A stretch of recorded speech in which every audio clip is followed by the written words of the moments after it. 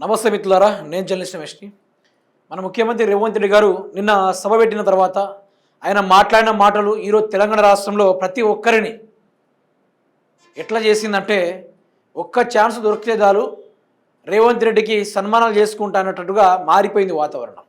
ఆయన మాట్లాడిన మాటలు దేశ చరిత్రలో కూడా ఏ ఒక్క ముఖ్యమంత్రి కూడా వాడలేదు నాకు తెలిసి. ఒకసారి ఆ మాటలు మీరే వినండి.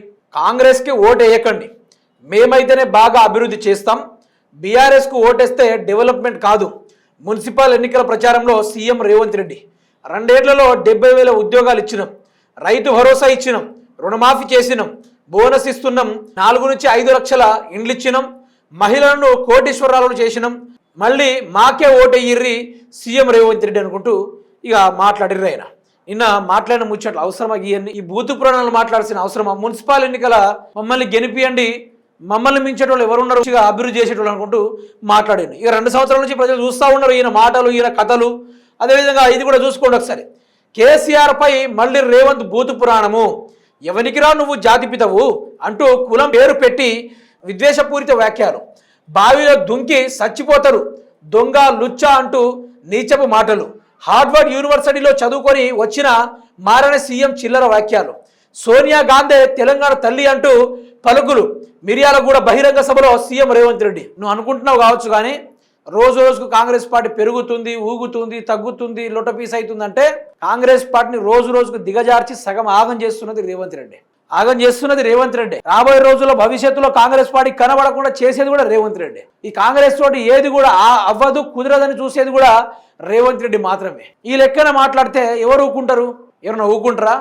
ఇట్లాంటి బద్మాష్ మాట్లాడతాడా? ఇలాంటి పలికిలాంటి చిల్లర వ్యాఖ్యలు చేస్తారా? ముఖ్యమంత్రిడా లేకపోతే చిల్లరోడా అన్నట్టుగా ఈరోజు చూస్తూ ఉన్నారు.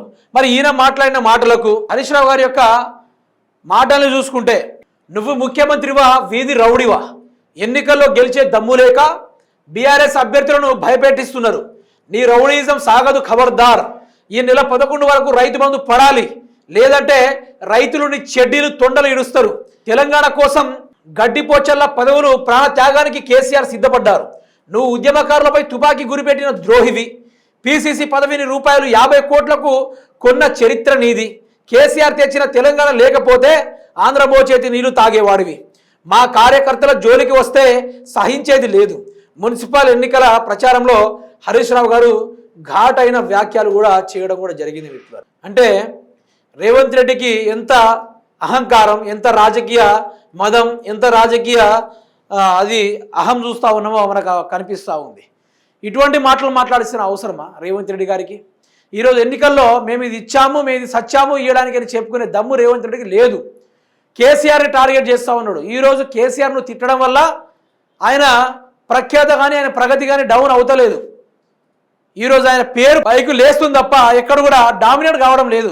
ఇట్లాంటి చిల్లర చేష్టలు, చిల్లర వ్యవహారాలు చేస్తే ఒక రోజు వస్తుంది. ఆ రోజు తొక్కిపట్టి నారదీసే రోజు కూడా వస్తుంది. హరీష్ రావు స్మూత్గా వార్నింగ్ ఇచ్చింది కూడా గదే.